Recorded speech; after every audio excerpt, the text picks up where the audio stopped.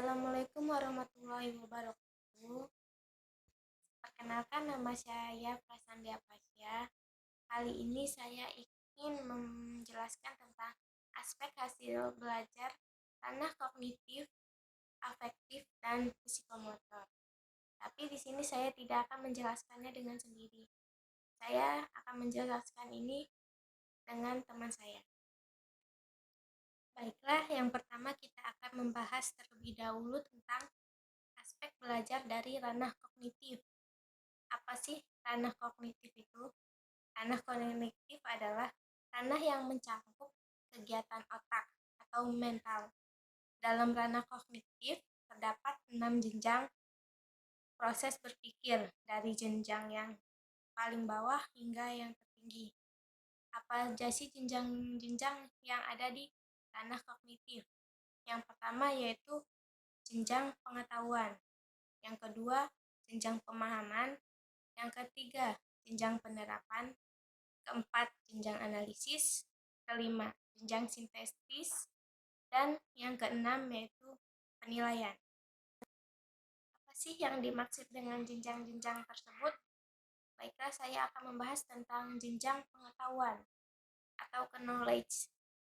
Pengetahuan adalah kemampuan seseorang untuk mengingat kembali atau mengenali tentang nama, istilah, atau rumus-rumus sebagainya tanpa mengharap kemampuan untuk menggunakannya. Yang kedua yaitu pemahaman, comprehension. Pemahaman adalah kemampuan seseorang untuk mengerti atau mengetahui sesuatu.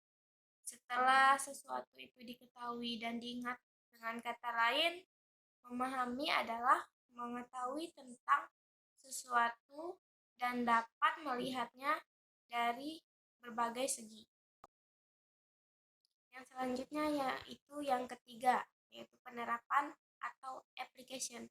Penerapan adalah kesanggupan seseorang untuk menerapkan dan menggunakan ide-ide umum, tata cara, atau metode-metode, teori-teori, dan sebagainya dalam situasi dan konkret. Yang keempat yaitu analisis. Analisis adalah kemampuan seseorang untuk merinci dan menguraikan sesuatu bahan atau keadaan. Yang kelima yaitu jenjang sintesis, adalah kemampuan berpikir yang merupakan kebalikan dari proses berpikir analisis. Sintesis merupakan suatu proses yang memadukan bagian-bagian atau unsur-unsur secara logis sehingga menjelma menjadi suatu pola yang berstruktur atau berbentuk pola baru. Yang terakhir yaitu penilaian atau evaluation. Penilaian ini merupakan jenjang berpikir yang paling tinggi dari ranah kognitif ini. Menurut taksonomi Bloom, penilaian adalah evaluasi kemampuan seseorang untuk membuat pertimbangan terhadap suatu situasi, nilai atau ide-ide.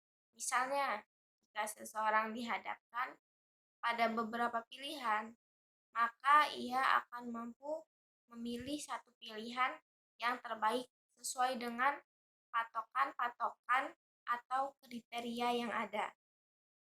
Assalamualaikum warahmatullahi wabarakatuh. Saya Maulana akan melanjutkan penjelasan tentang ranah afektif. Ranah afektif adalah ranah yang berkaitan dengan sikap dan nilai. Beberapa pakar mengatakan bahwa sikap seseorang dapat diramalkan perubahannya bila seseorang telah memiliki penguasaan kognitif tingkat tinggi. Ciri-ciri hasil belajar afektif akan tampak pada peserta didik dalam berbagai tingkah laku.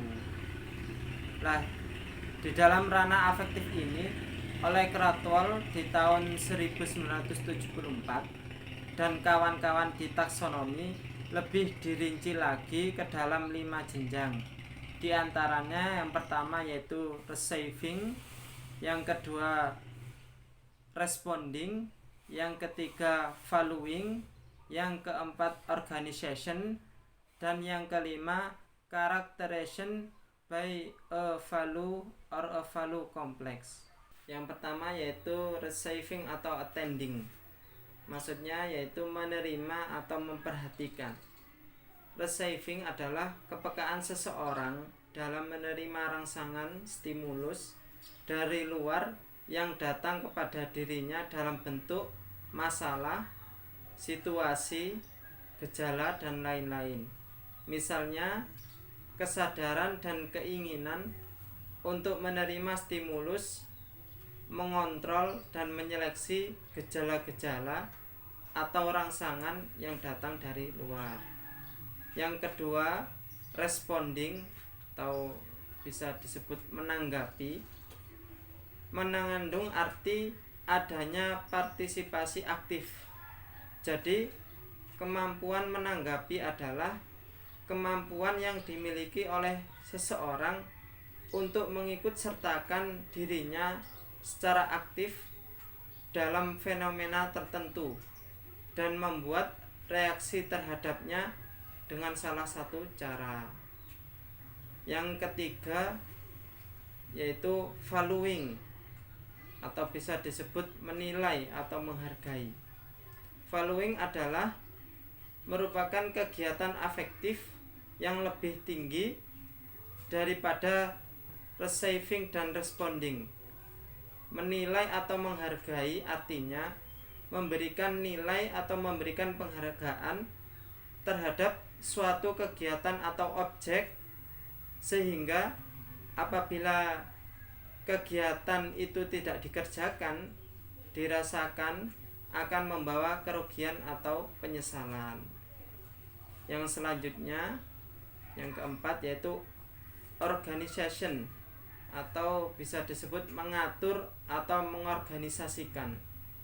Keterpaduan semua sistem nilai yang telah dimiliki seseorang yang mempengaruhi pola kepribadian dan tingkah lakunya. Di sini proses internalisasi nilai yang telah menempati tempat tertinggi dalam suatu hierarki nilai. Ini merupakan tingkatan afektif tertinggi karena sikap batin peserta didik telah benar-benar bijaksana. Yang selanjutnya yaitu penjelasan tentang ranah psikomotor. Ranah psikomotor adalah ranah yang berkaitan dengan keterampilan atau skill atau kemampuan bertindak seseorang setelah menerima pengalaman belajar tertentu. Hasil belajar ranah psikomotor dikemukakan oleh Simpson di tahun 1956 yang menyatakan bahwa hasil belajar psikomotor ini tampak dalam bentuk keterampilan atau skill dan kemampuan bertindak individu.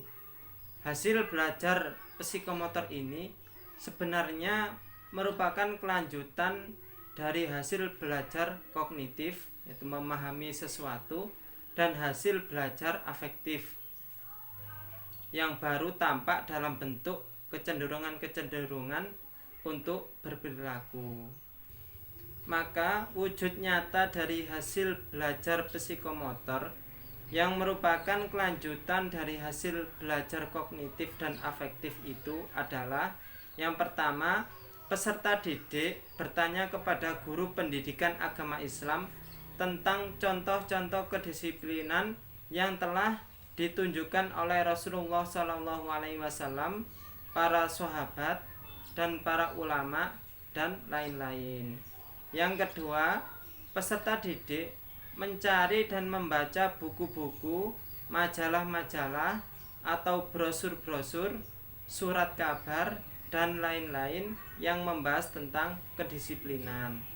Yang ketiga, peserta didik dapat memberikan penjelasan kepada teman-teman sekelasnya di sekolah, atau kepada adik-adiknya di rumah, atau kepada anggota masyarakat lainnya tentang pentingnya kedisiplinan diterapkan baik di sekolah, di rumah, maupun di tengah-tengah kehidupan masyarakat.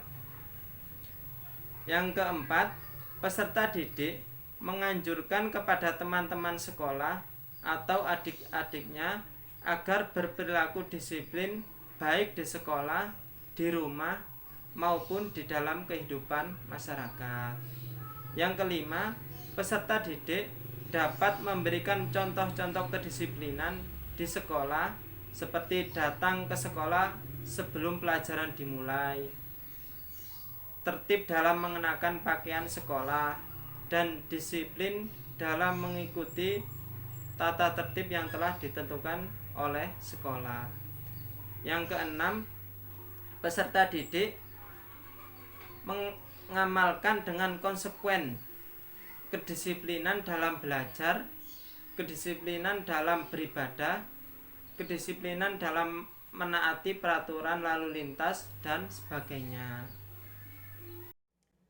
Baiklah, dapat disimpulkan dari pembahasan kali ini bahwa evaluasi hasil belajar dapat dikatakan terlaksana dengan baik apabila dari pelaksanaannya berpegang pada 3 prinsip dasar, yaitu prinsip keseluruhan, prinsip kesinambungan, dan prinsip objektivitas.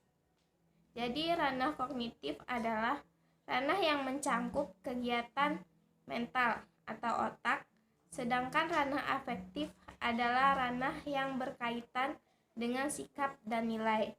Dan ranah psikomotor adalah ranah yang berkaitan dengan keterampilan skill atau kemampuan. Sekian dari pembahasan kali ini, saya akhiri. Wassalamualaikum warahmatullahi wabarakatuh.